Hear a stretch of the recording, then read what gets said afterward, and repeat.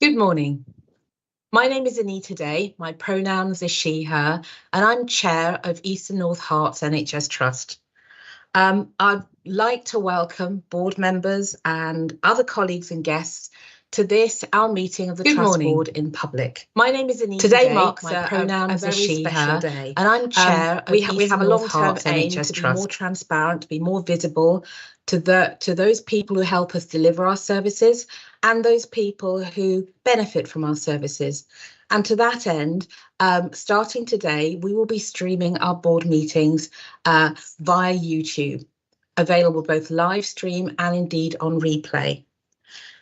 This will hopefully mean that those people, our patients, our colleagues, will get to see how the board conducts its business and hopefully how seriously we take our role as the governors and the custodians of the services we deliver. I therefore extend a special welcome to anyone who is joining us for the first time via YouTube. For those people who haven't attended a board before, what you probably don't know is that we are obviously listening to our guests and our speakers, but we also have packs of papers with lots of information in them. So I apologise in advance if on occasions we're glancing at another screen to see that information, but I can assure you we will always be paying attention. I think with that, I'm going to go straight into it. So I'm going to start this meeting now. In terms of declarations of interest, would anyone like to raise notify us of an interest with any item on the agenda? Karen. It's not a specific item on the agenda, but I accepted an offer yesterday to become the chair of ENH for Pharma. And I think that is something that ought to be noted by the board. Thank you very much, Karen. I'm sure that will be added to our normal declarations of interest on the website, and indeed for anyone who would like to go and see those declarations, you will find them on the website for general matters. But thank you for letting us know. In terms of apologies for absence, I haven't been notified of any, so I'm going to assume we're all present and correct. So we will move on then to the next item. Again, people, those who have attended boards regularly will know that we always start our meetings with a hearing from one of those groups that I was talking about right at the beginning, either our patients perhaps telling us about their experiences with using our services, and this month we're delighted to have with us some staff to talk to us about their experiences. And to that end, I'm going to hand over to Tom. Hi, thanks, Anita. Yeah, really pleased to have us bring a staff story to the board today. If I could introduce Namdi Ngoka, who is our Associate Director of People Capability, who's coordinated this. And I'm going to hand over to Namdi to introduce our colleagues. Thank you, Tom, and thanks for the introduction. So today we're joined by 3 of our staff who are doctors in training, and they really want to talk to the board and probably give a bit of an overview of their experiences of working here. Unfortunately, obviously, with the kind of pressures in the trust, I know one of the doctors who are on the call is still struggling to find a PC where they can sort of maybe speak to us from, and that's Silwa. So I'll invite her to join and talk last. So hopefully by then she's sort of got herself sorted out, if at all possible. And if that's okay, I'll pass on to a junior doctors or doctors in training. What I will say is because this is the first time that we are doing this via Teams with these staff, they may not be able to put their cameras on in some cases. I think they're still working for using their phones, and also some of them are working on the wards at the moment. So what I'll do is, if that's okay, I'll pass on to, so we've got three staff here with us. We've got Siwa, who I mentioned earlier. We've also got Laura and Melody. Laura, I can see your camera is on. So if that's okay, I will pass over to you first of all, and then go to Melody, and then to Siwa. So Laura, if you can maybe introduce yourself, your role, and just what you'd like to share with the board, if that's okay. So I'll pass over to you. Thank you. And thank you very much, Laura, for attending today, because I know how difficult these things are. Thanks for giving up your time as well. You might still be on mute, Laura. I am Laura. I'm one of the senior fellows, so like a MedReg in elderly care. And I do I say the whole thing now, or I just introduce myself? Yeah, just what you want to share with the board in terms of your, I think your journey here, what it's like working here. So Okay. just anything you'd like to Yeah. share would be great now, and then we can go to the next doctor. Yeah, so yeah, I've worked here a year now. Used to work in Ipswich and Colchester, and now work here. And grew up in the local area. Went to school here. Do you want to introduce the next person, or I keep going? Sorry, Laura, I was on mute. But I think what might be helpful is if you just keep going, and then maybe you can spend probably Okay. about 3 minutes or so to discuss, maybe just kind of talking through your experience here, and then we can then go on to Melody, and then see what lasts. So similar, if that's okay. I think that's probably the best way to do it in terms of Okay. My experience has been really good. I think the Trust has a strong culture of trying to improve and trying to listen to staff on the front line and work on things. And so that's really nice to see that things are being like listened to and everyone's trying to improve things and that things generally work quite well. Not right now. 1 second. Just 1 second. Sorry, people are coming in. But then we were asked to talk about problems and issues as well, because obviously every place has issues that you can work through and make it easier for the staff. One thing the junior doctors, the residents find difficult is parking. Partly because of our rotas, we do come in later than a lot of the other staff. We come in for 8:30. Which is the busiest point for the car parking. A lot of us drive a very long way because we're rotational. The deanery of East of England deanery that we train in is massive. It goes as far as Norfolk. And so a lot of our people are living in Cambridge or living more centrally to the deanery and commuting in. And then additionally, some of those people have children, so they can't just get up earlier because childcare only opens at a certain time, or they may have other responsibilities. Myself, I don't have children, but I do have breakfast in the car park every morning because that's the only way to get a space many days. So that's something I can do, but that's not something that everyone has the ability to do depending on their circumstances. And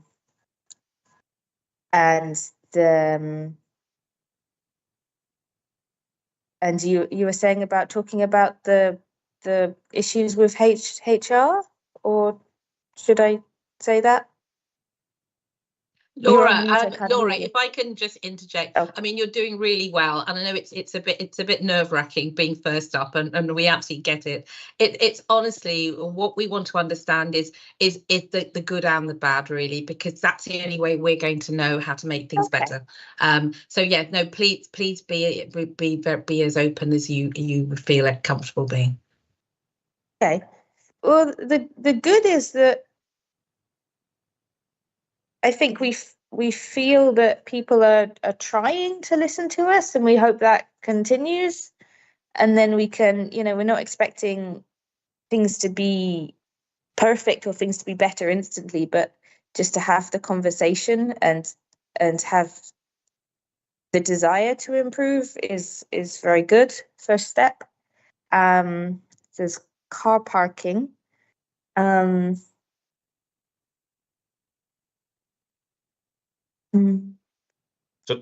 Laura, yeah, I think. Are you happy to share? Because when we had a sort of informal conversation before the meeting, you did talk about the HR, some of the interview, and I'm conscious of our time as well. So maybe if you just share that, then what I can do then is go over to also Melody, because she also has something that she would like to share as well. Yeah, I recently applied for a 12 months extension, so like another 12-month senior fellow role, so to be a MedReg here. outside of the formal training pathway. I already am in the role, or a similar role, because they move wards all the time. And at 5 minutes to 5, when I was on call until sort of 9:30, 10ish that day as MedReg, I got a call from medical staffing to tell me my job interview was at 2 p.m. tomorrow, and they're sorry, but they forgot to invite me. And they've invited the external candidates, so I should prepare for it, because the external candidates would have.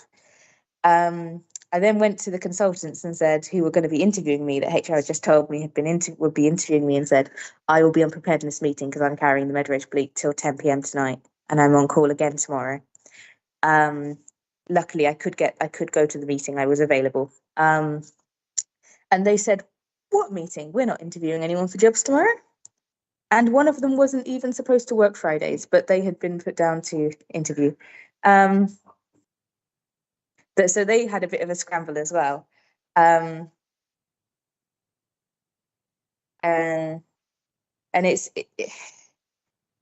so there was but we got it sorted. Thank you very much, Laura. I can, I can only feel for you into the impact that would have had in terms of that sort of short time scale. I'm sure board want to discuss that as well, and think about what we can do around that. So I'd like to thank you very much again, because I think, as Anita said, it can be quite daunting doing it this way. So, but thank you very much. And I just want to go on to Melody as well, if that's okay. Melody, I'm not sure if your camera is working yet, but hopefully you can talk. It'd be great to just hear from you about your experience as well in a similar format. Melody, maybe just a bit about your role and also some of the good and bad of working here. Hi, good morning. My name's Melody. I'm an F2 doctor, and this will be me coming towards the end of my second year at the Trust. So this means that this will now be my 6th rotation that I've passed through since starting here last year. So I want to say thank you for inviting staff such as myself to this forum, and for allowing us to share our reflections from the ground, so to speak. I believe it's important for me to use this opportunity to paint a picture about what working here as a doctor currently is like. So I've prepared something short. I hope that's okay. The first of which is a personal story. Sadly, my mother died of January of last year, just as I was going into a new rotation and placement. Some of you may be familiar with the fact that doctors are forced to rotate departments and hospitals up to 3 times a year, requiring them to adapt, develop new working relationships and connections extremely frequently. When I returned from bereavement leave, not one of my supervisors made any type of effort to meet me, call me, or check in with me, even though I was coming back to a job facing sickness, death, and dying, having just come back from my personal life. I felt pretty much left on my own in this regard. A close friend who works in the corporate world had just lost her mother a month before me, and the way she was treated could not have been any more different. I was advised by my supervisors to contact professional support and well-being, who to their credit did provide bereavement counselling. However, as you can imagine, this is different from a supervisor who knows and works in your profession, checking in on you. Even some of these sessions that I attended, I had to use a stalk word at work.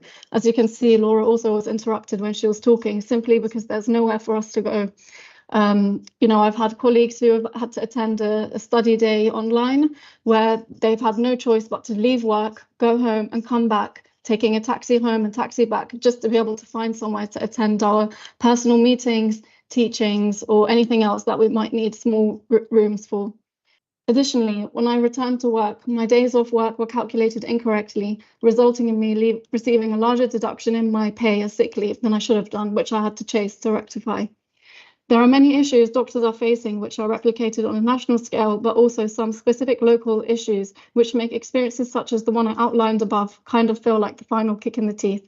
The first is parking, which Laura's touched upon. If you speak to anyone outside healthcare, they can't believe that we're expected to pay for parking. Not only do we pay for the privilege of parking, but often there are no parking spaces available. People get fined for trying to park, with appeals often proving unsuccessful. I mean, I recall coming off a night shift, seeing a colleague who was from the day shift coming up to work 45 minutes early with a 12.5-hour shift ahead just to get a car space. As someone without a car, I can attest for the fact that local public transport infrastructure is inadequate, and I've paid for many a taxi home out of hours when there are no other options for getting home. The parking fiasco is genuinely an injustice for doctors who can sometimes be rostered to work up to 72 hours a week, covering huge geographical regions. Other issues include a lack of availability of equipment, particularly out of hours. We can spend up to 15 minutes going ward to ward simply to find a needle to bleed an acutely unwell patient with our bleeps continuously piling up in the meantime. Gaps in rotas are left unfilled. Just this weekend, I did an on-call when the doctor was unable to work due to sickness on Saturday. Their gap was still left unfilled on the Sunday. Frankly, rates should be escalated and the search to fill the gap should actively continue, as I do promise you people would pick up additional shifts in their free time if they were paid enough. A few months ago, I did an on-call handing over to the night shift where there was no night SHO. A non-resident on-call registrar was asked to cover. This means they would wind up working 24 hours continuously. We were told that only someone at the very top of the management ladder can authorize escalated locum rates, and as such, it feels as though management staff are never held accountable for rota gaps, which they allow to remain. Clinical staff are left picking up the pieces on the job of the gaps of the rota. At the same time, doctors' training and exposure is being eroded. For example, in A&E, only ACPs, C-minors, F2s and other resident doctors don't get rotated for anything except majors, despite their protest to have exposure to these core A&E skills. In surgery, F1s are currently fighting for their exposure to on-call clerking shifts, which should be a basic tenet of their job after 5 to 6 years of training, which has been allocated easier to non-doctors. Recently, the medical on-call or take office has been removed, and now the medical team have been pushed into a very public area with no privacy and with no phones even provided to them when they were first moved there. What I've said barely scratches the surface, and I feel it's important for you to gain an insight into such things, to get a feel for the frustration of staff about particular working conditions on a background of severe pay erosion, which I'm sure you're aware of after 11 rounds of strike action. It's underestimated how much free work we do and how much services run on our goodwill. I feel like there's only so much of these factors that staff will feel able to tolerate and handle. I do want to highlight a positive change that has recently resulted from leadership listening to our concerns and the concerns of doctors. This is the pledge of medical education leadership to clearly state that training of PA students is the responsibility of their named consultants and not resident, previously known as junior doctors. And they've said that there's a view to ending the PA training contract. As doctors, I could see how this really did boost morale amongst junior doctors to feel as though their concerns were not only heard, but concrete action was taken. Training of all grades from medical student to senior registrar has been eroded across the workforce nationally for a number of reasons, and the Lister Hospital already bears responsibility for teaching medical students of 2 different universities, let alone this additional workload they had taken on. So all in all, I think, as my colleague Laura has also covered, there are things that could be looked into to help to improve them. There are also some positive things going on, and this is a really valuable forum, which I'm grateful we've been given the opportunity to share our thoughts. Thank you for listening, and I hope that you can take my reflections on board. Yeah, thank you, Melody, and absolutely understand the many of the frustrations you face, and we'll be opening it up for questions and comments in a moment. I mean, clearly you'll know that some of those things you've talked about are completely out of our control, and there's nothing that we as a trust can do. You mentioned that the recent improvement in terms of medical education. Do you have some other positives? Because that was quite a long list of things that you weren't very keen on. Are there some other positives at working at this trust compared with other trusts? What are the things you like about working here? So I think a really positive experience that always sticks in my mind, no matter where I rotate, is when I was on A&E, I felt as though the working relationship between I felt like it was a truly multidisciplinary team working for the care and for the management of patients. I really felt as though the doctors of all grades, nurses, physiotherapists, the EMTs, CSWs, everyone there, really it felt as though we were all working together for the care of the patient. I know this is not always reflected in other wards. There are, some other political things or, disagreements between staff, but truly I felt as though the culture in A&E was particularly amongst doctors and nurses and other staff groups, it really felt cohesive, and that was nice to be part of. That's great to hear, and it's something we've heard before, so thank you. Thank you. Sorry, Namdi, I jumped in there, but please back to you. Yeah, that's okay. That's really helpful. I think Siwa just emailed me just to say that she's having difficulties with getting access onto the system and also with her phone. So it might be that we we won't be able to hear Sue's story unless she's back on and can talk.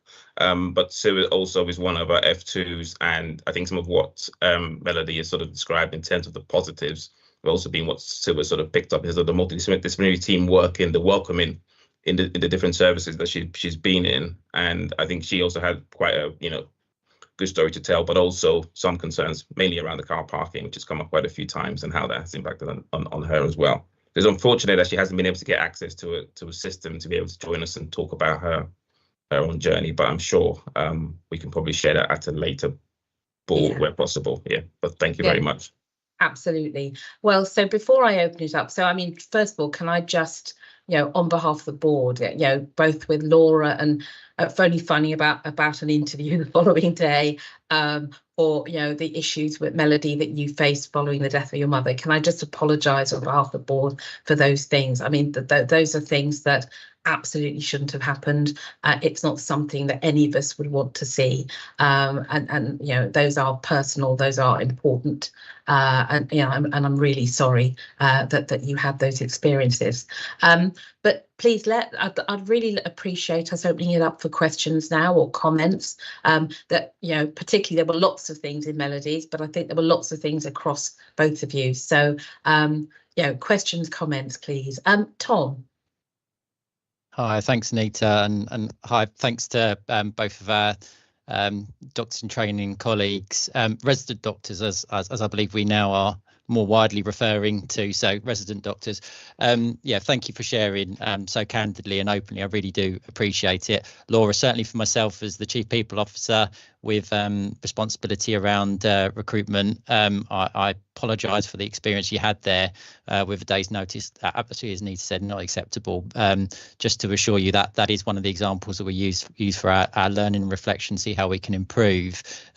We just did our first rapid improvement process workshop for recruitment. It was focusing initially on areas outside of medical, but we're now running the same sort of program for medical. So we're really looking forward to seeing some improvements around how we run our kind of interview processes, and I do hope that improves for everyone with much more kind of standard systems and processes in place.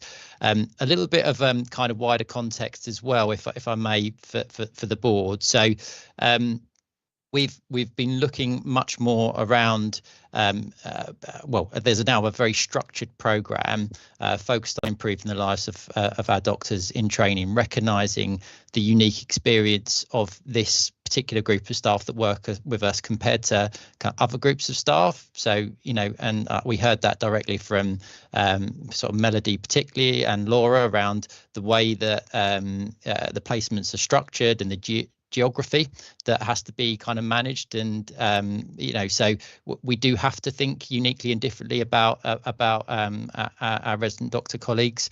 There has also been some national work completed with a letter going out to all chief execs and chief people officers about improving the working lives of doctors in training.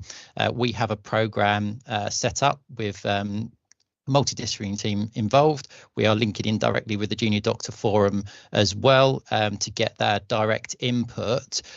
We're taking our first kind of review of where we are based on the series of recommendations to our People Committee next week. We've also invited our Junior Doctor Forum to do their own survey and talk directly to junior doctors to give their direct feedback, and we've invited them to come back, or a representative I should say, to come back at the following People Committee as well, so we can hear more directly. But clearly, as we've heard, I think really important to highlight the things that we as an organisation can do. It's also worth reflecting that a lot of the recommendations don't just sit at organisation level. There's things that sit at system level, and there's things that sit at national level as well. But there's certainly bits that where we can do our part, and we're really welcoming the input from the forum to help us shape and improve that. So more work to be delivered through the People Committee. Thanks, Tom. Teresa. Thank you, Chair. I'm Teresa, I'm your Chief Nurse. Laura and Melody, I just want to say thank you for your honesty.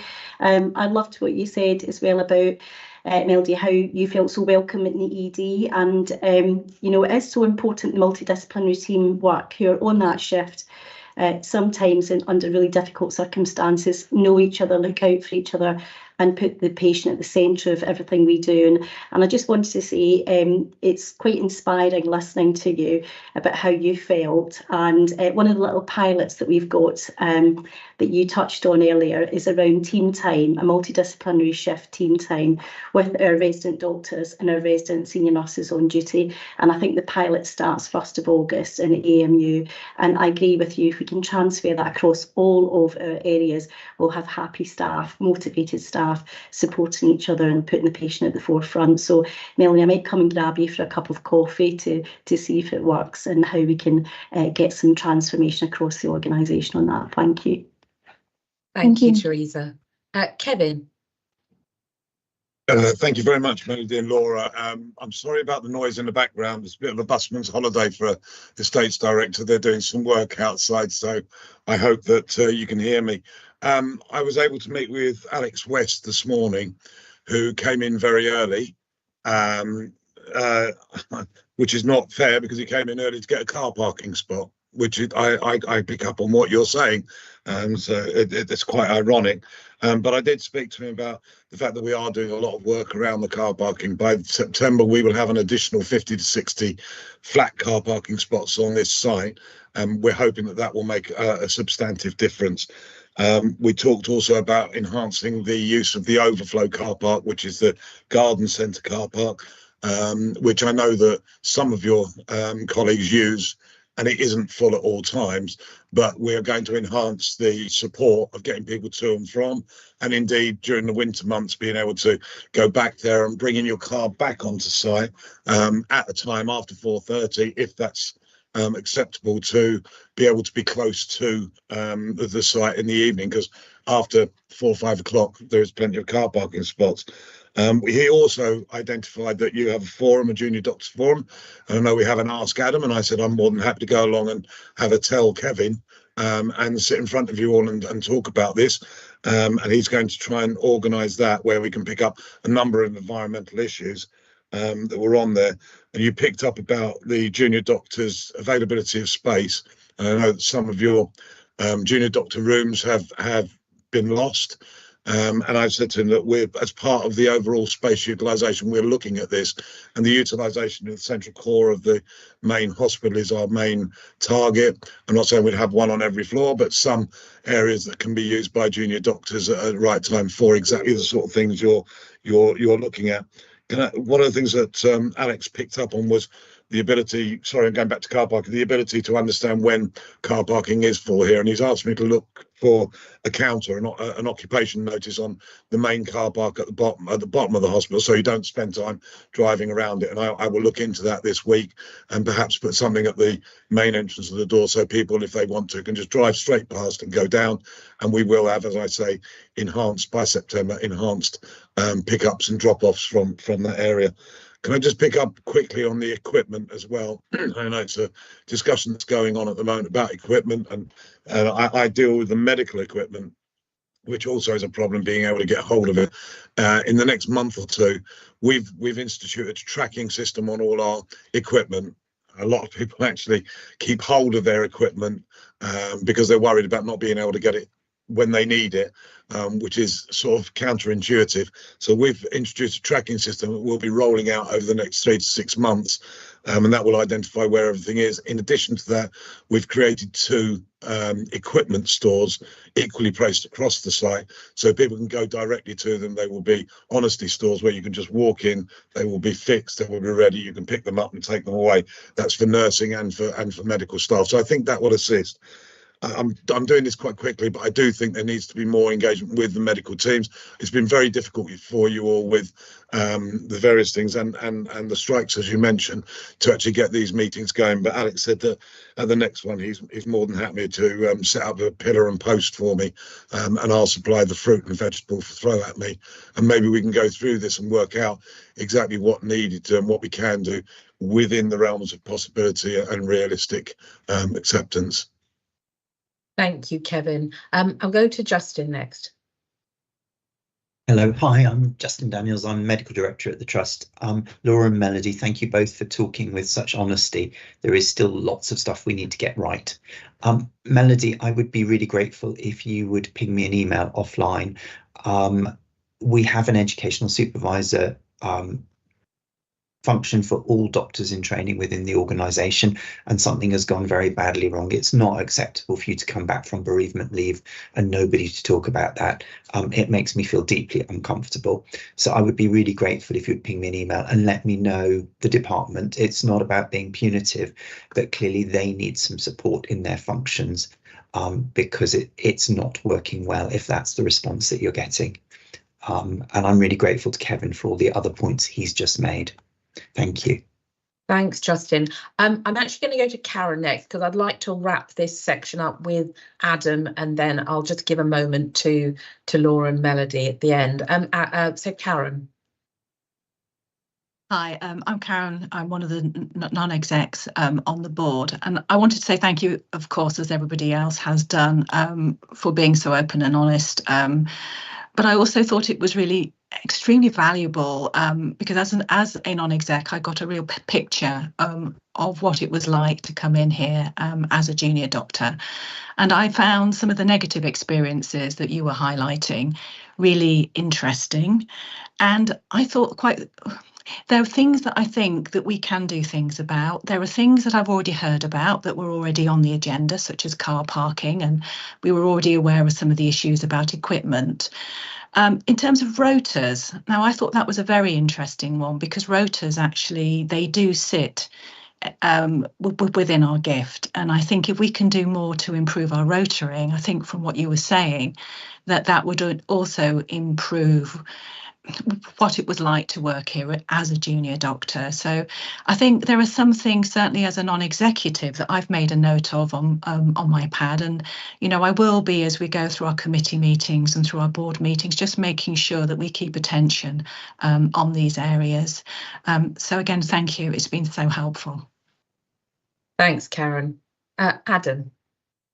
Thank you, Anita. And thank you both again, at risk of repeating, we really do appreciate what you've shared. And I think the point of these sessions is not to specifically try and tick off and fix your problems, it's to get a real reflection. I'm really encouraged by both of you kind of sharing that sense that you get in the organisation that we're very open to try and improve. And hopefully, again, some of the things that Justin and Kevin have shared more generally, not just the specifics, again, reinforce that we are keen to do what we can, recognising, as you quite rightly identified, there are some national challenges that we can contribute to the debate, but it's hard for us to resolve. I wanted to just ask you really both a question, so it's fortuitous that Anita's done it this way because then you will have the floor. Recognising some of the specific challenges, one of the things every year that kind of fills me with dread is when I go onto Twitter, junior doctors change over time, and seeing the stories where people get paid incorrectly for 3 months and aren't on the system and various things. I'm always somewhat relieved when I see it's not our doctor saying that, but and I'll often follow through with Tom and his team to make sure that things have worked smoothly. Can I just get a sense from you, have you found your transitions into this organisation from other places to be relatively smooth, or is that an area where there's concern? Because clearly I suspect many of our resident doctors, wherever they're on rotation, kind of, because of that backdrop, go into a bit of fear and dread whether they're actually going to get any of that month. And I want to be confident that our staff coming in feel that process is working well for them. Thanks, Adam. Right, so both of you, your final quick thoughts, and then we'll move on. So Laura, maybe we'll come to you first since you spoke first. You're on mute, Laura. Oh, joining the organisation 12 months ago was relatively smooth. There were some hiccups and it took a while to get into an induction, but it was relatively smooth compared to other joining periods. The bigger problem is simply the contract extending in terms of getting a rota for August. So we only have a provisional rota. So we're supposed to have them with 6 weeks and on Medi rota, so we can book leave with 6 weeks notice, and we're in mid-July. So the onboarding when we're all new, for me, went okay, good, as expected. Extending the contract with the rota has been more of an issue for me personally. Thanks, because I've got a Laura. job, I just don't have the shifts. Okay, thanks, Laura. And some final quick comments from you, Melody. I would agree. I mean, this would have been my first job as a doctor, so I've found the onboarding, I didn't have many hiccups. I think it was okay, particularly allowing us to do our ID checks here. I think some trusts asked us to do ID checks before, but obviously, you know, we're coming from all across the country. It's not logistically possible, and we shouldn't have to do it before our start date. So I think it was good. I think I remember they allowed us to do our ID checks when we arrived. So I think that was helpful for everyone.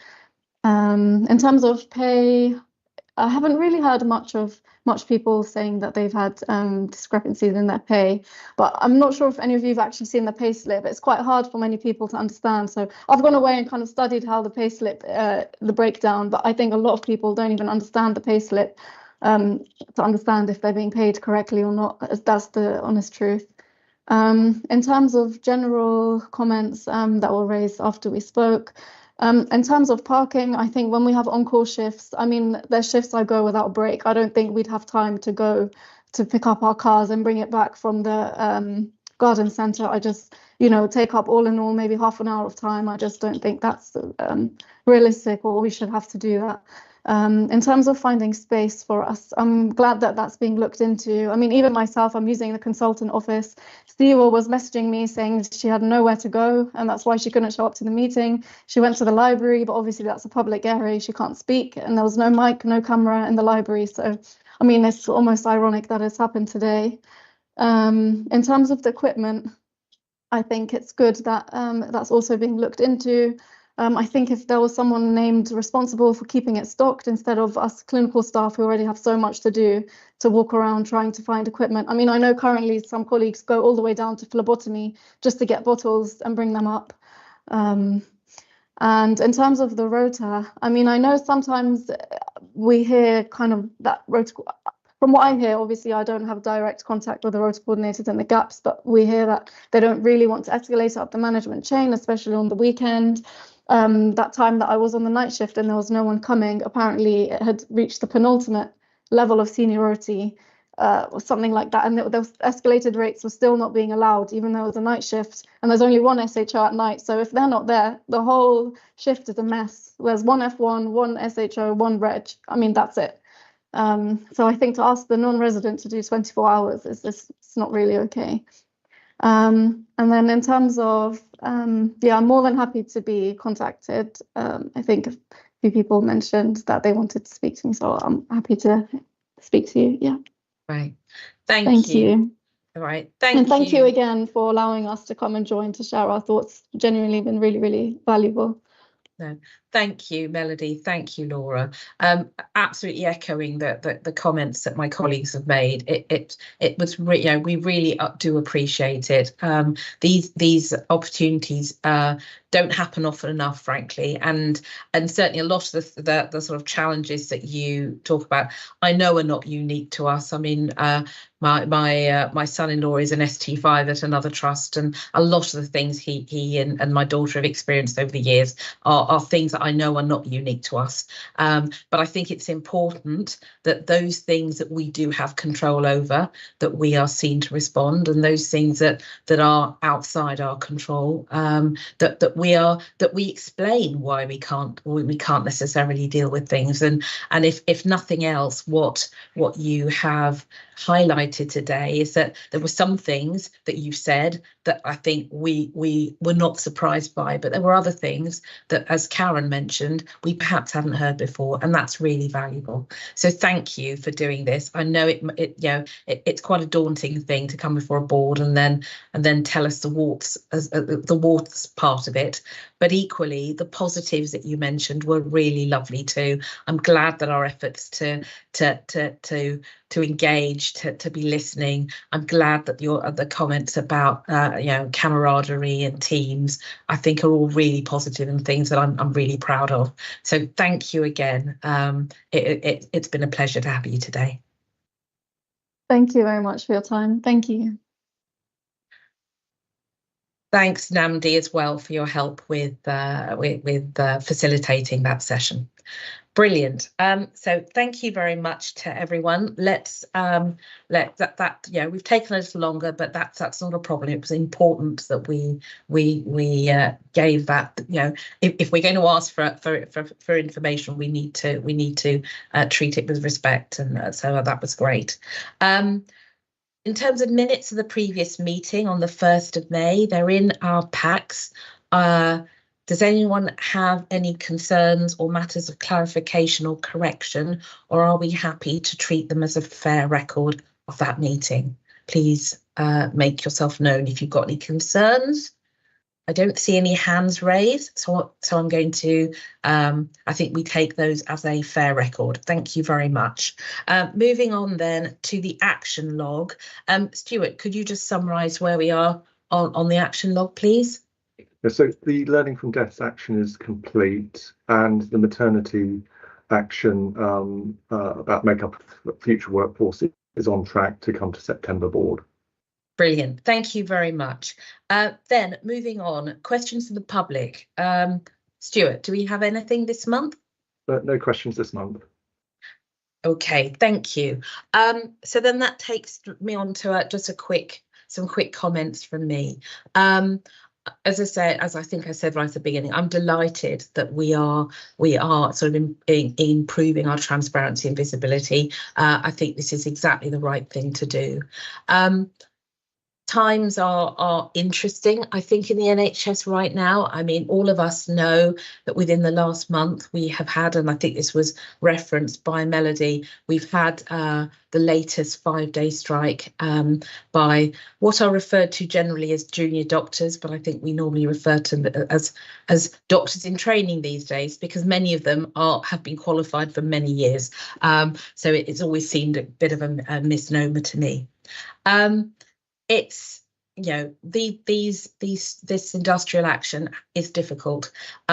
We absolutely recognise and respect the rights of our colleagues to take what action they see necessary, but we also recognise and absolutely are incredibly grateful to all those members of staff who step up to support our patients and their colleagues during those times.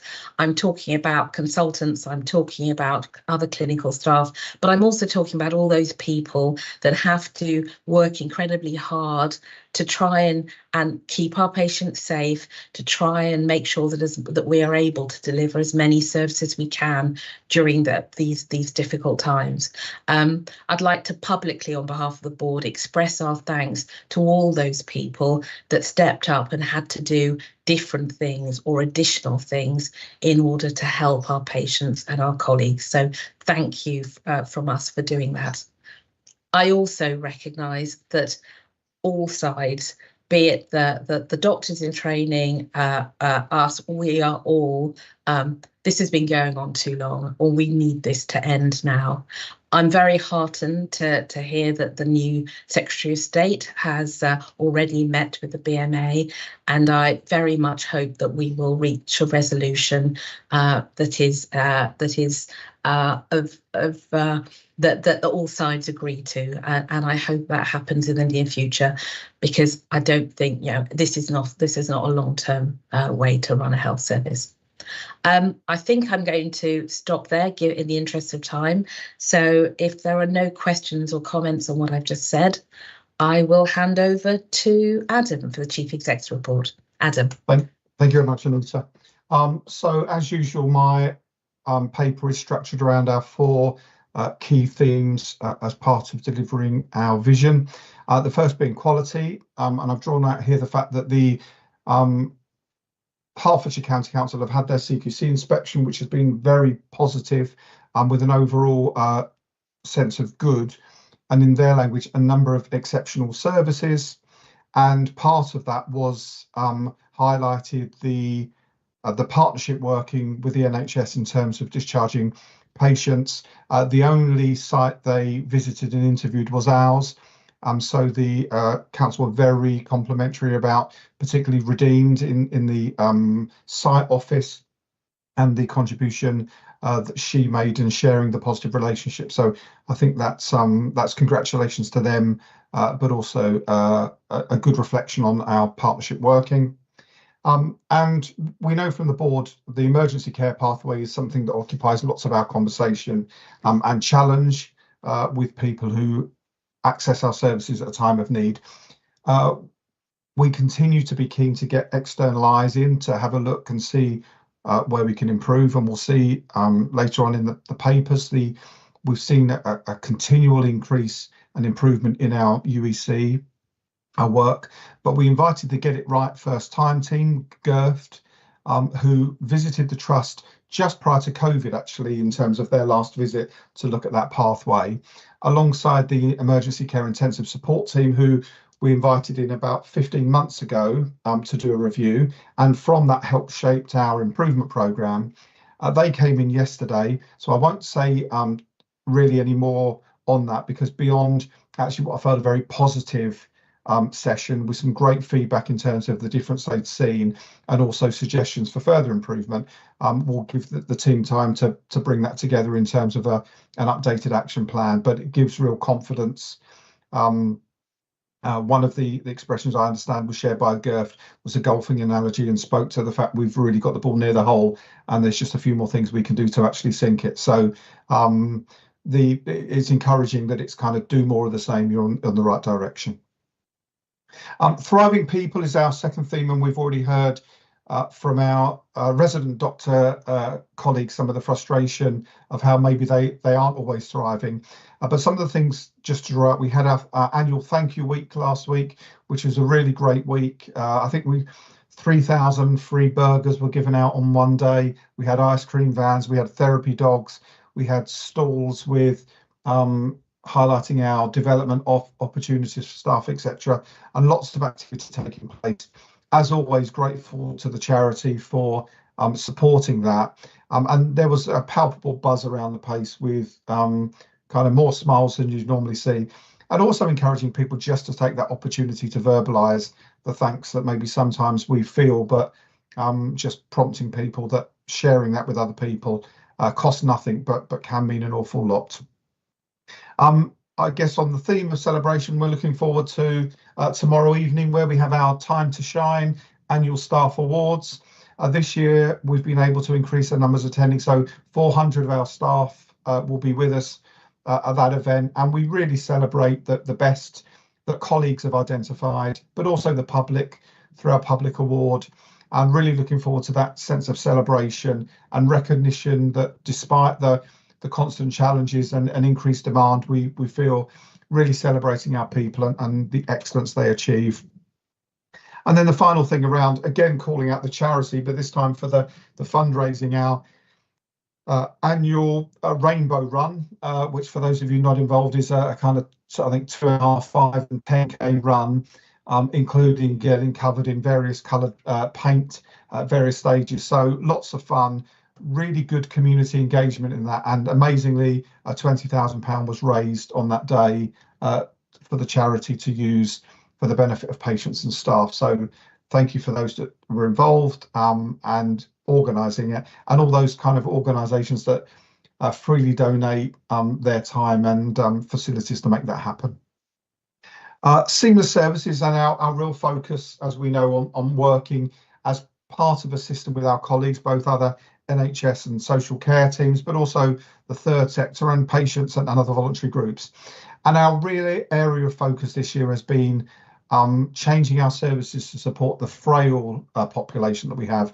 We know with our ageing demographic, particularly in East and North Herts, more and more people will enter that phase of life where they require services related to frailty.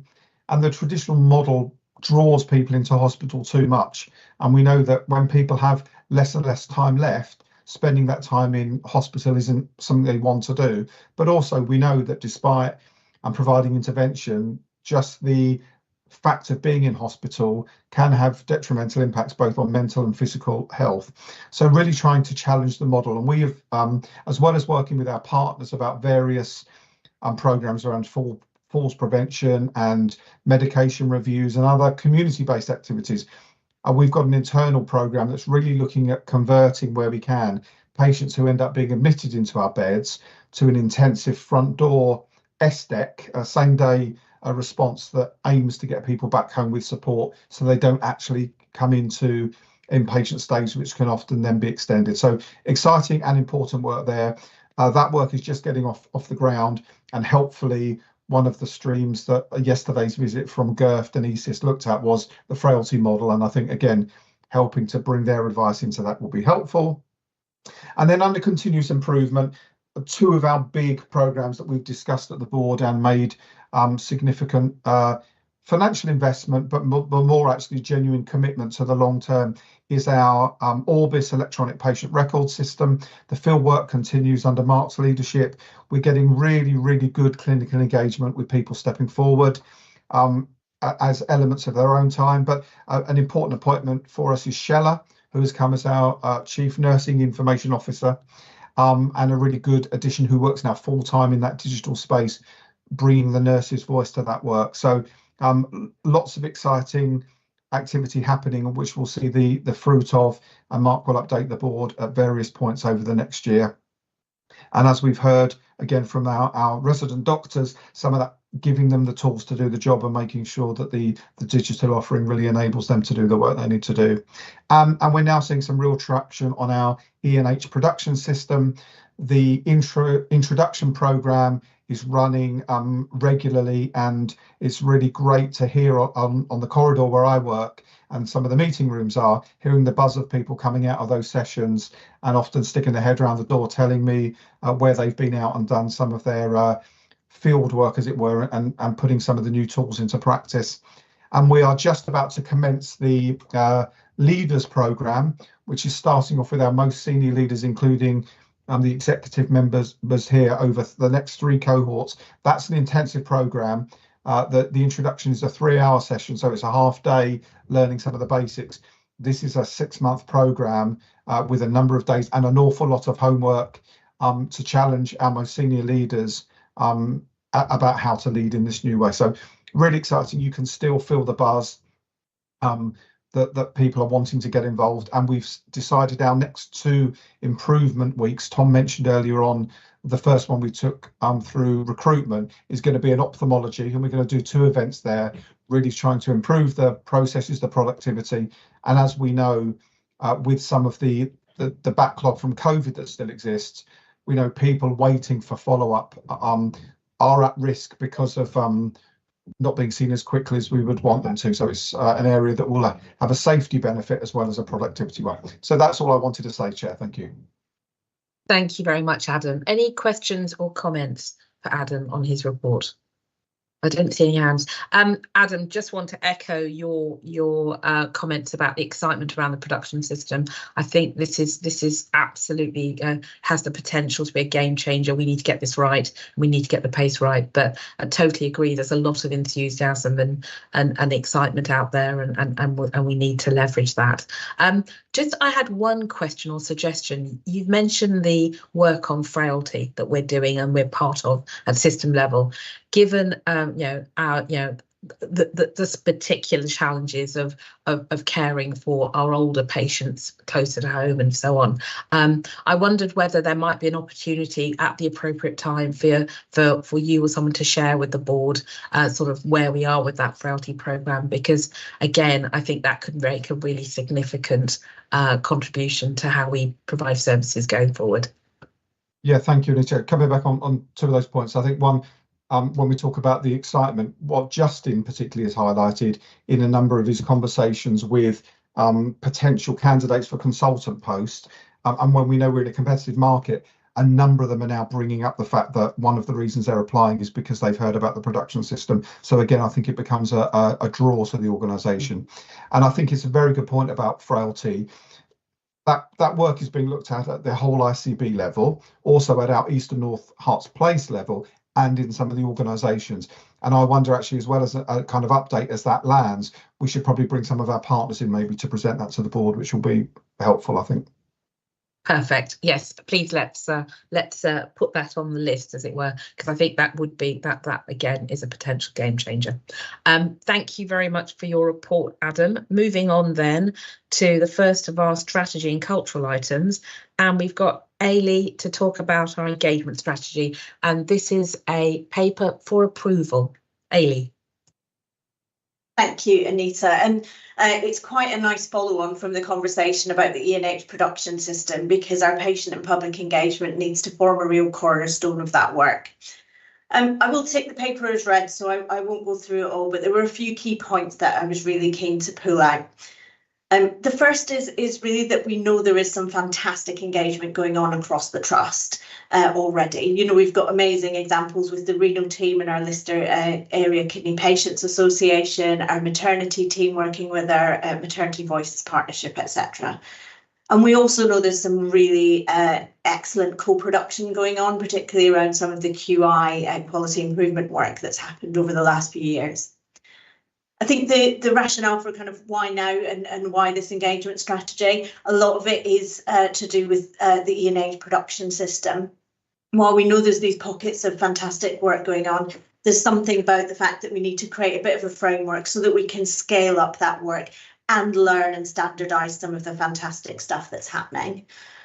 We really need to coordinate to avoid the duplication so that we're not constantly going back to the same people, and that we ensure a real diversity of voices across all of the characteristics so that we're truly representing our communities. And we just need to make sure there's some standard work put in place so that if teams are going out to engage with patients, communities and the public, that they've got the tools there ready and they're not having to sort of reinvent the wheel every time. So that's a lot of the basis behind this. As we work more closely as a system as well, and particularly the ICS has some really exciting engagement work happening, we really need to align and coordinate with them so that we're working in partnership with them and in particular with our local authority partners. And the approaches and the kind of principles of engagement we have drawn from the NHS England guidance and from the ICS. Another principle that I just wanted to highlight before we get into the discussion is just around the fact that some of our partners have really good engagement with communities that we currently don't or may not easily have engagement with. So really keen that we're working in partnership, particularly with our local authorities, to piggyback on events and not try and recreate the wheel and try and engage in multiple ways with the same communities.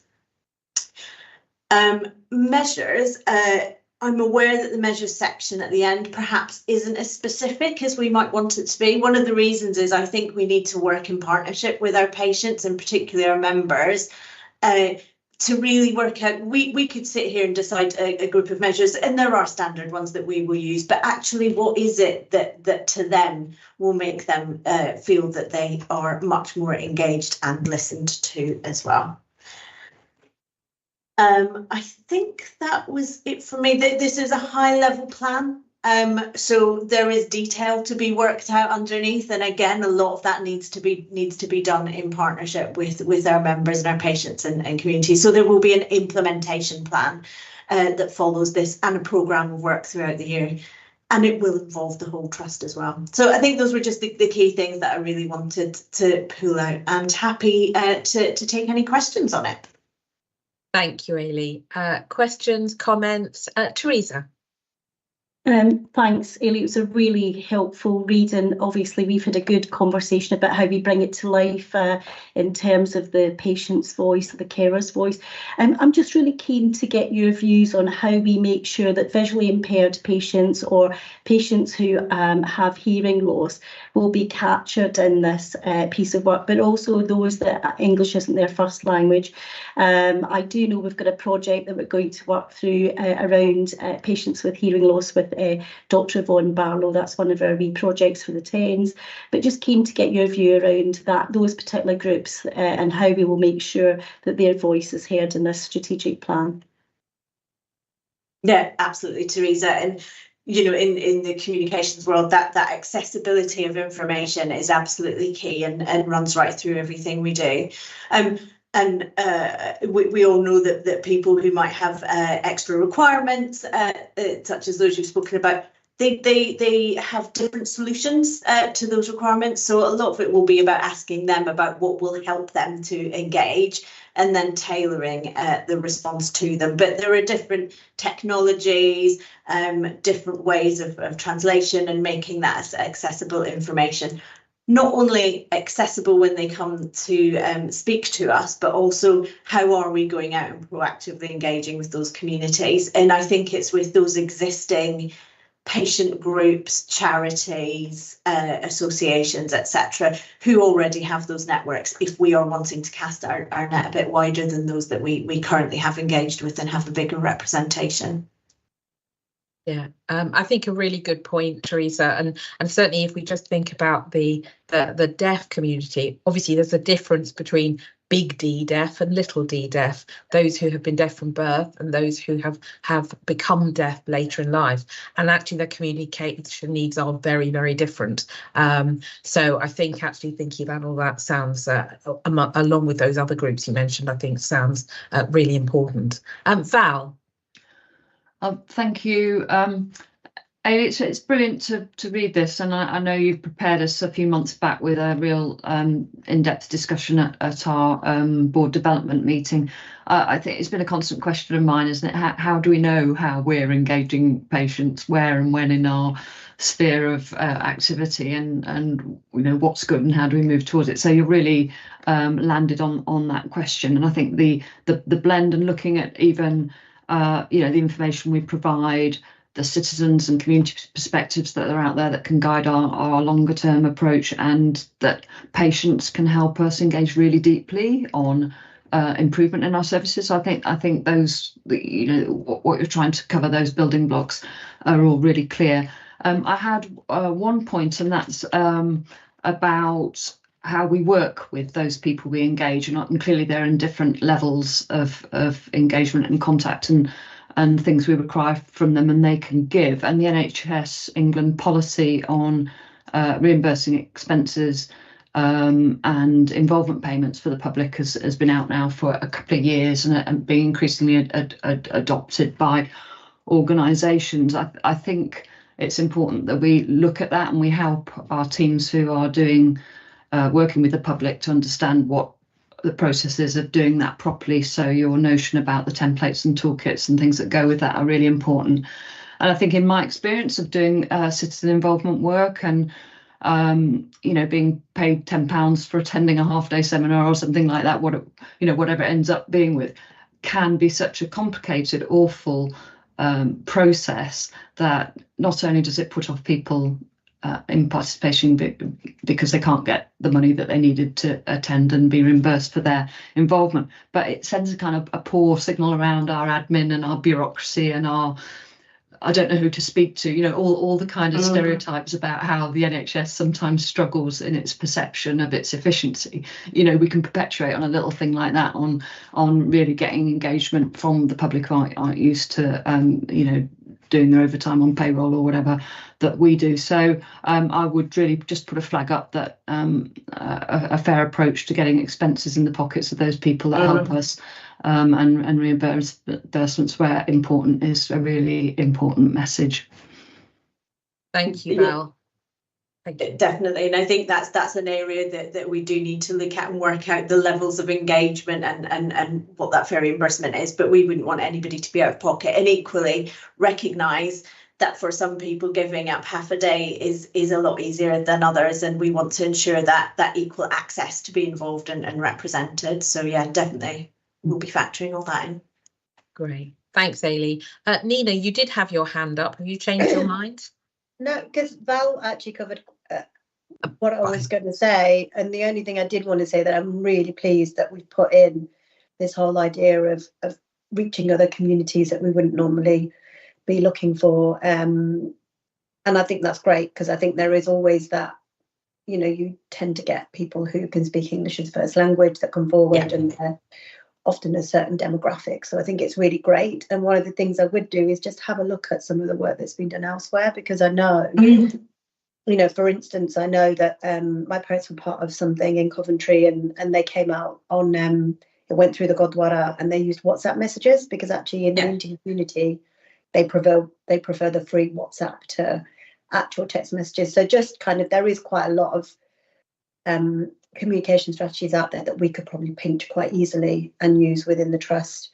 And then the other thing is obviously just to pick out those areas specifically, like cardiovascular disease, where we know there's a certain cohort of patients that we need to try and reach. But yeah, Val did cover a lot of it, and I just think it's great that we're starting to build that in, you know, right at the beginning, and it looks really good, the whole thing. Thanks, Nina.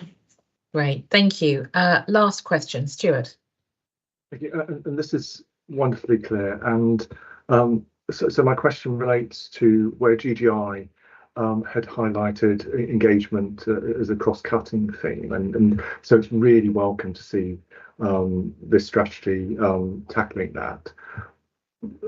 I guess my question relates to a coordinated approach, because what GGI had said was that as a cross-cutting theme, it's system working, it's about staff engagement, and we heard that very powerfully in the staff story section earlier, and just understanding how that coordination will work.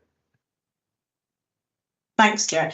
So we're in regular contact with the ICB in particular, and they've got like I said, they've really energised their patient and public engagement recently. So we have regular meetings with them. What we're also starting up, or the ICB are starting up, and we're supporting on, is and I'm probably going to get the name of it wrong, but essentially a kind of council of co-production people from across the system, where we will discuss how and when we're going out and engaging. For example, if the local authority are going out with the public health bus, what to certain areas or communities, what's the stuff that we can piggyback on there. So just making sure we're making the most of every opportunity rather than duplicating. And I think just on your staff point, I mean, I'm clear that this is about a patient and public engagement strategy rather than staff specifically, but we also must recognise that a lot of our staff are part of our local communities. Our local residents have friends, families, loved ones coming in all the time, and their feedback in particular, similar to volunteers, is really unique because they can see both sides of the issue. So I don't want us to lose that while this isn't necessarily a staff engagement strategy, they are one of our key audiences. Thank you, Ailey. I don't see any other questions. So just echo the general comments. It looks like a really good, as you say, it's high level. The detail comes later, the implementation comes later. But I think as a direction of travel and a statement of our ambition, this seems to hit all the right buttons. So thank you for that. Can I get the board's approval of this paper, please? Nod, thank you very much. We will take that as approved, and thank you, Ailey. Moving on then, strategic objectives review. Kevin. Thank you, Anita.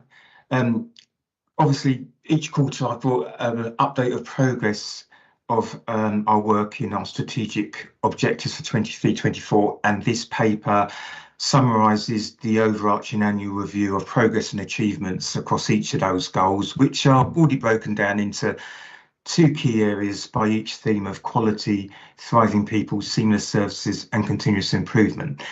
I'm taking the paper as read and I won't go into detail, but I think it is worth just reflecting on one or 2 points by each theme, because it really reflects some fantastic work delivered by our teams over the last 12 months. And also demonstrates the real impact some of these programmes of work will have had on our patients and local communities. If we reflect on sort of continuous improvement, we delivered as an organisation 120% elective activity compared to pre-pandemic levels, which actually placed us 7th nationally in terms of achievements and best performers. And that represents a great element of work effort across all teams to address the backlog built up during the pandemic. it really impacts on the ability to see more patients in a safely and more timely way as possible, and has also contributed to a positive impact on the bottom line with a 3 million cost benefit margin that we've been able to attribute towards that. We have for most of that time benchmarked really positively across a range of the metrics that are reported through the Model Hospital portal, both in sort of theatres and outpatients, but that is an ongoing piece of work. Other organisations continue to improve, and so it's an ongoing battle to make sure that we try and continually improve our services to keep ahead of the pack, as it were. I think within senior services, obviously Adam's already reflected in the Chief Executive report the recent work with the GIRF team visiting just this week about how we continue to improve services, but would have to reflect on the fantastic establishment and mobilisation of the Urgent Treatment Centre on Lister site, led by Teresa, our chief nurse, but with a really fantastic multidisciplinary team effort bringing that together. And within only a few months, seen average activity levels of 100 patients per day, performance consistently in the late 90% for the 4-hour target, and absolutely excellent patient experience. I think it's also worth reflecting that with the different initiatives the organisation put into play towards the latter part of the year, we were one of the sort of best improvers in the region for overall ED performance, and our metric improved from the late 60s to the sort of around 74%. We didn't hit the 76% target that we achieved, but we made a lot of improvements and we benefited from a lot of learning from that. That work continues. We have seen challenges in trying to maintain the improvements that we'd made towards the latter part of the year as we come into 24-25, but again, there's an ongoing piece of work that will take that forward. I think within Thriving People, we continue to really benchmark positively across all our workforce metrics, with some particular good work around our turnover rates. We made particular inroads in reducing the high premium cost agency premium through some excellent medical staffing recruitment. They're obviously noting, and Tom's already reflected on a response about how we can continue to improve our medical resourcing aspects. We struggled to meet the temporary staffing pay bill, but that was from a range of issues that came into play, not least around the challenges of industrial action, but also indeed deliberate decisions that we made to improve our elective recovery programme and improvements in our urgent emergency care, which actually meant that we increased our investment in whole-time equivalents across those kind of services by 134 staff. I think within quality, we can really demonstrate with the great work within nursing and midwifery, significant progress and improvement across the 71 fundamental standards of care. That work is ongoing. I think we would probably reflect that that was a really ambitious target, and that kind of work is ongoing and is multi-year. And I think that kind of learning and reflection has been built into the goals that we have subsequently gone on to discuss and agree as part of 24 and 25. I think just to sort of reflect on the continuous improvement and sort of picking up on Adam's report, the improvement partnership is flourishing. We've got our new Kaizen promotion office well established. Myself and the rest of the team have passed up first part of our assessment process. So there's a range of Kaizen events and training, capability training that is now rolling out across the organisation. And this is for me sort of the how for how we really mobilise the wider workforce and continue these improvements as we move ahead. I think it's probably worth reflecting as part of the wider issues that we've discussed in previous board meetings around organisational redesign. We continue to support devolution and accountability. So much of the work within the 23-24 objectives continues on to sustain and take to the next level, but is very much taken as business as usual by frontline teams and divisions across the organisation. I think then just to sort of reflect at the end, as part of 24-25 business planning, we worked with our improvement partner Virginia Mason to try and develop further how we agree and cascade our new strategic goals for the year ahead. And we had an excellent senior leadership event that we spoke about previously, where we signed off those 8 strategic goals, which are very much more multi-year, which very much frame sort of issues and problems that there's more of a hook for each individual division, care group and specialty to understand how they can align the work that they want to do in the year ahead to align with those goals. That cascade continues across the organisation, down to individual go together conversations, and there's clear timelines that we will monitor through our performance meetings to make sure that we keep abreast of where we are in terms of delivering that. And we have a range of initiatives that we're rolling out as part of our improvement partnership and the East and North Herts production system that will really help ensure that we keep focus and oversight of that.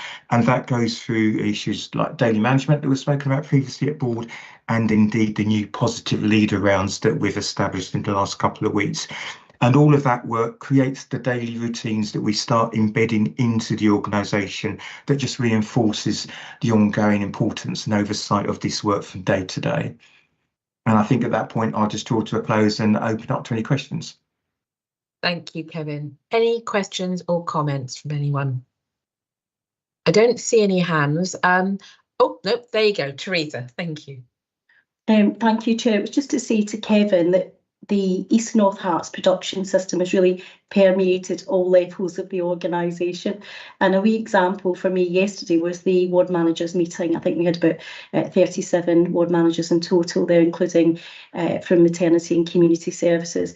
And they all talked about how exciting some of the early projects are going to be and how it will improve their working lives and the management of their patients and the staff. So I just think this is fantastic. And you know, that structure and that organisation, that what I particularly wanted to highlight on behalf of the ward managers was the fact that you're taking the staff on the ground with you, Kevin, and I think that's to be commended, Chair.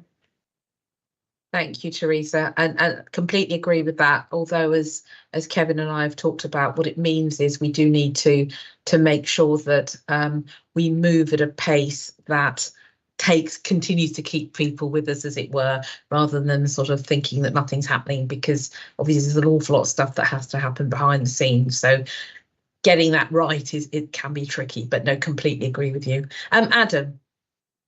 Thank you. I just wanted to pick up the point that Kevin kind of concluded on, that whereas we have set ourselves kind of 8 relatively specific programs or actions that we've had Kevin's helpful updates each quarter on, because where we've set our goals and ambitions for this year are very much those hooks that the actual work will cascade as people respond to that.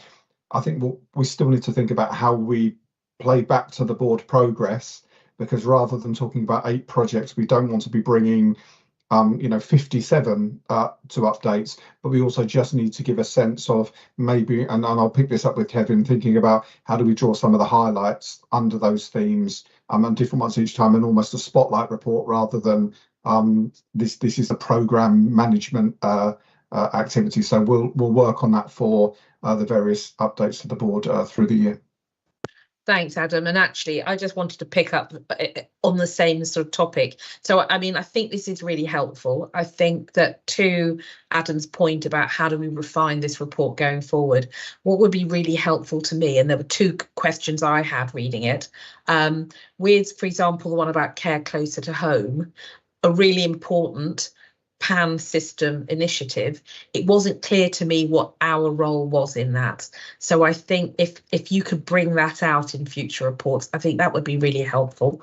The other one was in terms of these projects, if we are not just going to have a status report, it would be really lovely to know what is it that's going to be happening over the next couple of months, or what the timelines are, so that we can then keep track of what we think is going to be happening and what the timescales are. Again, it would just help our board's kind of understanding of pace and what things we're prioritising and so on, that I think could be really helpful.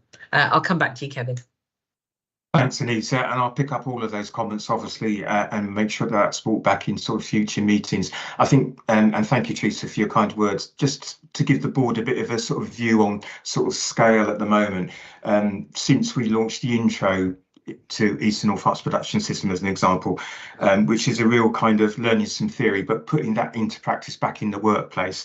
We've had over 120 staff go through that already, and we've probably got about another sort of 80 booked in this month. So, 100 staff per month that are learning, but then going back into the workplace, initially using building blocks around value, waste and 5S. What we've got in play is that there's a 6-week follow-up where people are invited to come back and following coaching and application and sharing their sort of what they've done, what they've learned. And the idea will be as those stories start coming through, we'll be able to really step up something quite bigger across the organisation so that we can build the momentum from those early sort of days. And just picking up on what sort of Adam was saying around the E&H production system for leaders, we now have 3 full cohorts that are running across the next sort of 5 to 6 months. And that's going to cover the top first 60 across the organisation. So that kind of gives you an idea of how we can start building up the coverage across the organisation. And now that we've got them running up, what we'll be doing in the background is agreeing the dates for the next cohort. So it's really beginning now to accelerate in terms of the speed we can do the rollout plan. Thank you. Oh, Jonathan's just crept in just as I was about to close it off. Jonathan. Yeah, sorry about that. Anyway, I'd say I went to one of the wards with Teresa. She took me to see. I wanted to see the accreditation program in action and what it meant, and hear from people on the ward. And it was a really good experience for me, just seeing what was happening. I was particularly interested in the visual aids and how they used them, and they seemed to be effective from what I could see. A particular plus point was that the ward manager also talked about budgets and was budget conscious, and I thought that was a real positive, from a finance point of view, coming across that they were really interested in that. And maybe a question coming out of it is that they've got these 71 fundamental standards, and it sounds like a really good program, and bringing some form of standardization also across the wards, and how that's going to work with the production system, which is now coming on the back of that. So there will have to be some form of adaptation or working together on it. So I guess we've got something in mind to be able to deal with that. Did you want to come back on that, Kevin, or? Yeah, no, I can. I don't know if Teresa wants that. I mean, I think they just reinforce and align with each other so closely that they sit aside quite nicely. And I think that's kind of been fed back through some of the early positive leader rounds that I've done. So I think actually we just get additional benefit for how they come together to support one another. They don't conflict or come into rub. And the standard work part of the production system will just reinforce the consistency that the fundamental standards of care program has been working on over the last 12 months. And I agree with you. I was up in sort of Hertfordshire a week or two ago, and both elements were so strong in what came across from the team and how they pulled that together. It was a really nice example of some of the early adopters and what it can start looking like, that we can use to show other wards and teams and departments how it can look for them as well. I don't know, Teresa, if there was anything else you wanted to add. I would just say that it really is helping us build and sustain pride in practice. Having ease of access, whether it's equipment, supplies, and being able to spend much more time with patients, which is the job. And but equally, as Jonathan said, have that lens around how does the money work, not being wasteful. I think it's going to be a really exciting 2024 for us. And Purton Ward is a good example of where the ward manager has just taken things to the next level.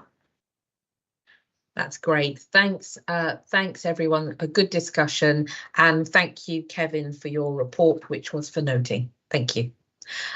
We're having some great conversations today. We are therefore running a little bit behind time. So can I ask all presenters going forward if we can maybe take the presentations as read, summarise, and then we spend the time on the questions more, I think might be most helpful for the board. But obviously you need to tell us what you need to tell us.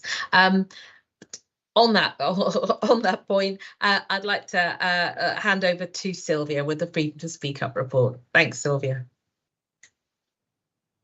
Thank you, Anita. My name is Sylvia Gomez. I'm the Trust Freedom to Speak Up Guardian. I've been in post for 2 years now, and this is my second report to the board. I'm going to take the paper as read, and I just want to pull out some key points. So first of all is that we have had an increase in speak up cases, and this is very positive because our staff feel more confident with speaking up. So we have had 270 speak up cases compared with 191 the year before and 90 the year before I started in post. The progress we have made is something that we really need to be proud of. One key point that I would like to pull out is the fact that majority of the speak up cases that have come to me, the staff have actually raised concerns with their line manager, and they've only contacted Freedom to Speak Up Guardian, either because they did not believe they were heard or they did not receive a meaningful response. We have achieved a great deal. So we've got a very active Freedom to Speak Up champion network, and our Freedom to Speak Up champions are represented across all staff groups, include medical, scientific, allied health professionals. And this is something that we should be really proud of, because previously we have predominantly had admin, clerical and nursing midwifery team speak up. To have positive engagement from our medical team and from our scientists is just fantastic. With our achievements, I'm really pleased to say that we endorsed our our Speak Up policy last year, which is in line with NHS England. The Freedom to Speak Up 5-year strategy was went to board seminar in October. And with the NHS staff survey results, we've had a 3% increase in staff feeling confident that should they speak up, the trust will address their concerns. Now, this is significant. And I suppose, if you're looking for something that says that actually our people feel that we are listening to them, that is great. The work now needs to be done is around how we can understand what support managers need to listen up. And I am actually going to stop there and open up for questions. Thank you. Thank you, Sylvia, and thank you for trying to help us with the time. But a really important paper, and as you say, there were some really great little sort of things that we could really get some real pride from. Any questions or comments for Sylvia, or things you'd like to understand a little more? Tom. Thank you, Chair, and thank you, Sylvia. Really good report, and just actually more widely thanks for all the brilliant work you've done over the last couple of years. It's been quite transformational. I'm pleased to see the numbers coming through as they are. You said that the key bit now is about managers and how they are responding, and it's positive at least that you say that one of your early questions is, have you raised this with your manager? And you're saying that tends to be yes, but clearly then it's not always the response and the resolution they're seeking. Now, something that we're doing is the management competency framework, and it's quite early days, but we're hoping that does a lot around capability building in how we're responding to it. There's a lot focused around cultural intelligence, particularly within that framework. I just wonder, from your perspective, is that enough, or is there other things that we can do around building management capability to respond better in these circumstances? So I am curious about the support that managers need to respond to staff concerns. And for that, I think it needs to be an individual conversation as part of the Grow Together, because each the support requirement would be unique. And I think I'd just like over the next few months to understand what are the barriers with delivering a meaningful response. And that's where I would like to focus on. Thank you, Tom and Sylvia. Nina. So my obviously coming in second, I just seem to be slightly saying the same thing that's gone ahead, but I was going to say the same as Tom, that listen up thing is really important, because that was one of the notes that I made, is that it's great that people are raising their concerns with their line manager, but obviously that's incredibly important that we can train managers to make sure that they give a good response. And it's interesting that the junior doctor had a very similar response around bereavement, whereby she'd gone, she felt that her line manager wasn't more proactive. And so I feel like maybe there is a little bit about making it more proactive, so people are really thinking about these things. Like that bereavement thing is very easy to cover off. It's just an almost, if you've got a staff member that's been bereaved, just do this. And the other thing I was just going to say, Sylvia, is do we know if there's specific departments that require a little bit more work as well? Because obviously that could be the first place that we focus on. I don't know if that's the case or not, but it might be just a way of cutting the data slightly differently. But I think that overall the report looks amazing, and I think you're right. Getting more people to speak up is such a positive thing. So I think you've done an amazing job. Thank you. Did you want to come back, Sylvia, on are there any particular areas that you're most concerned about? So there are pockets where we need where I've done more targeted efforts, maternity, emergency department, theatres. The one big thing is last year my target was a Mount Vernon Cancer Centre, and there's been tremendous improvement there. And you can see that with the various dashboard data that is coming through. But one of the things that I'm very, very conscious about as a Freedom to Speak Up Guardian is it's great that people are speaking up and I'm there to listen to them, but I'm also concerned about those areas that are really quiet, because that is where we need to build confidence to speak up. So it's a mixed bag, really. And I think, this year very much my focus has been is being more visible in those areas where I am not hearing as much. Thank you. Thanks. And I think that's a really good point. And it really reinforces the importance of the sort of the cultural heat map type model, which I think Tom has, where we triangulate data from lots of different sources so that they may not be free to speak up, but when you triangulate with National Staff Survey or RES or DES data, you sometimes can pick up things from other directions. So no, all really important. Jonathan. Yes, at face value, the number of concerns raised, Quality Commission, the Care Quality Commission, had a spike, and it's particularly in maternity. And maybe it's no coincidence that it happened after the CQC found certain issues with our maternity service, and perhaps it's the organisation's response to that then maybe upset some of the staff. I just was trying to put it in perspective and to see that we didn't have a huge and ongoing problem there. With regards to the anonymous whistleblowing concerns that were raised to the CQC, it appeared that it was coming from a similar group of staff and who didn't feel satisfied with the response that they received. And in response to that, our organisation, our trust, took their concerns very seriously. They commissioned an external review. We had additional listening events, and these whistleblowing letters have since then stopped. But I would probably say this is an anomaly because they were looking for something that was not achievable, and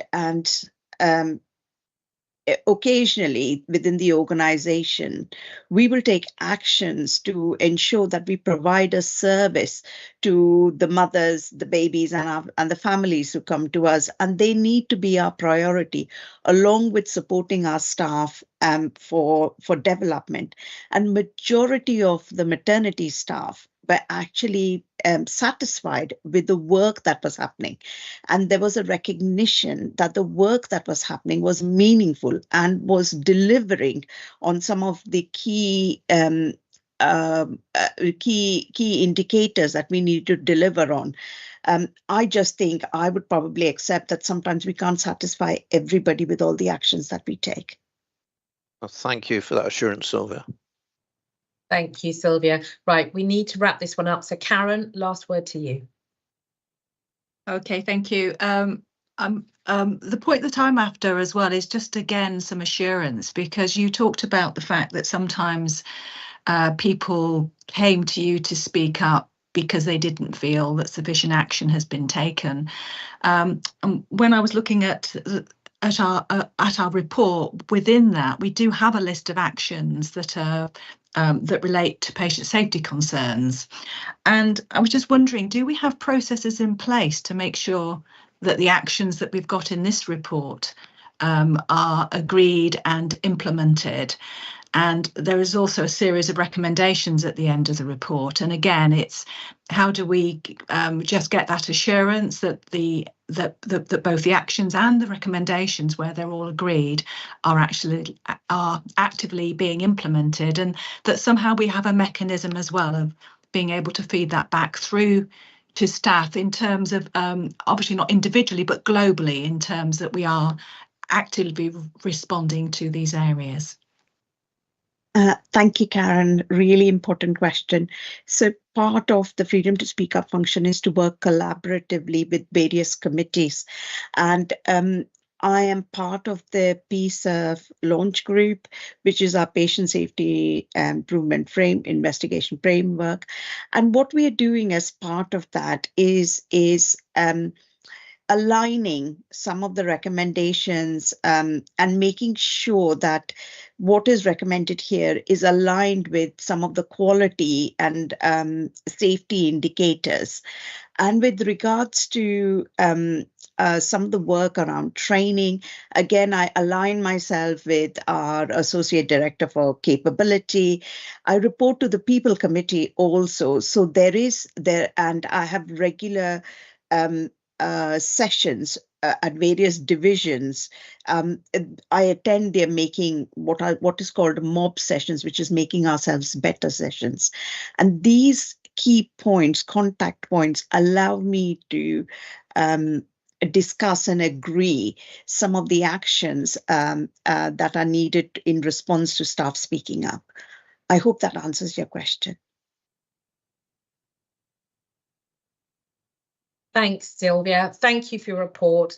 Some really good progress here. Thanks for all your hard work. I think we can all see the difference that the actions you're taking are making. So thank you. It was great to hear this. Brilliant. Moving on then, we had scheduled a 10-minute break, which I think, given that we're overrunning, is maybe going to be a little bit difficult, but we certainly do need a break for us to refill our coffee cups, if nothing else. So can I ask that we come back in 5 minutes, that's 14 minutes past 11, to restart. Thank you.